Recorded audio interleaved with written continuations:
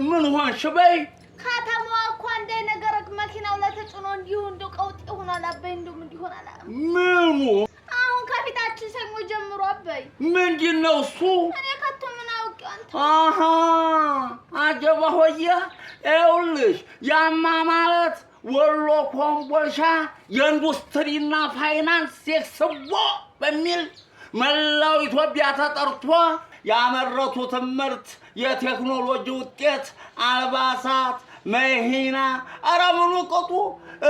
ፕሮግራም ላይ ይዘው ይገኛሉ አበይ እንደው የሚበላም አለው አጃዋ ሆየ ታሩሁ ውጭ ምን ይቀራል ብለህ ነው ተሚበላም ባለፈ የፈጠራ የቴክኖሎጂ ውጤቶች ሁሉ ይቀርባሉ ተብሏል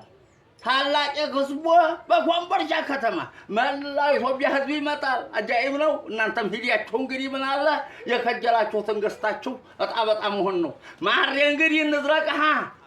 የምሰማው እሱ ድምፅ ነው እንዴ በይ እሱሃ